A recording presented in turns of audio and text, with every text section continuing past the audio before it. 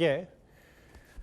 김민석 국무총리 봤다면요. 김민석 국무총리에 이어서 지금 대통령의 지명을 받은 바로 한성숙 국무총리 지명자.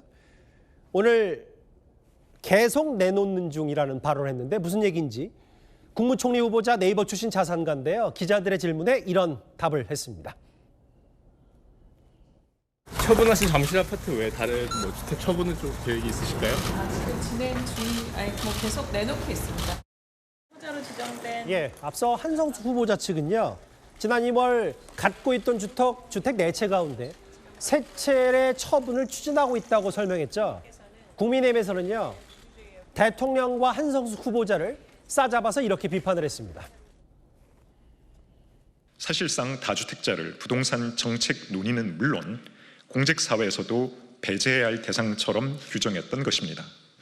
그런데 정작 국정을 총괄하는 국무총리 후보자에게는 그 원칙이 적용되지 않는 것입니까? 한성숙 후보자는 서울 잠실동의 아파트를 중과세 유예 종료 직전인 지난달에 팔았고 20년 만에 대략 30억 원 가까운 차익을 남긴 것으로 전해졌습니다. 7번째 김종서 리포트는 잠깐 시선을 북쪽으로 돌려보겠습니다. 중국 시진핑 주석의 1박 2일간의 방북 일정을 마치고 시 주석이 중국으로 돌아갔는데요.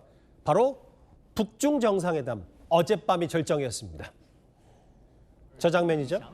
김정은 위원장 부부가 시 주석 부부를 평양 대형 체육관에 초대해서 중국의 유명 가곡 사랑의 중국 등의 공연을 선보였습니다.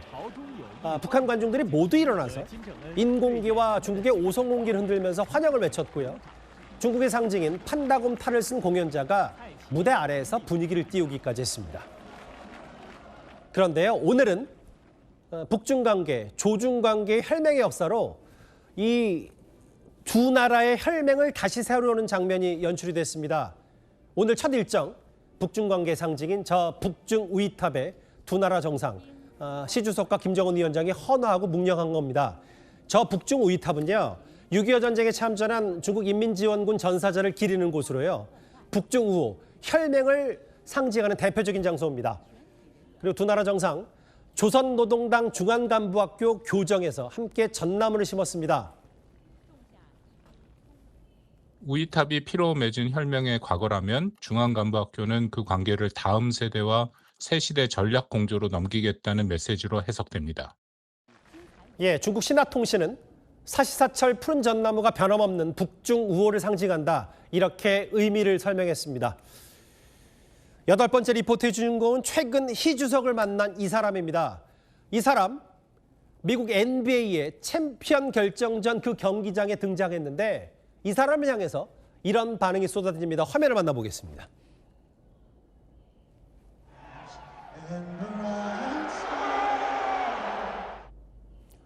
바로 미국의 트럼프 대통령입니다. 미국 국가가 연주되는 공안 거수 경례를 했고 그런데 경기장 전광판에 등장하자 저런 일부 관중들의 야유가 터져 나온 건데요. 무려 53년 만에 우승에 도전하는 뉴욕 닉스 NBA 챔피언 결정전을 보기 위해 미국 대통령은 처음으로 NBA 챔피언 결정전 직관 뉴욕 맨하튼을 찾았습니다.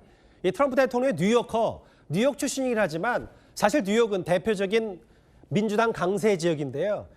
특히 맨하튼은 지난 대선 당시 트럼프 대통령 득표율이 단 17%에 그칠 정도였습니다. 이 트럼프 대통령 방문으로 저 해당 경기장 경호가 대폭 강화된 점도 저런 야유 섞인 관객 반응에 영향을 미친 것 같은데요.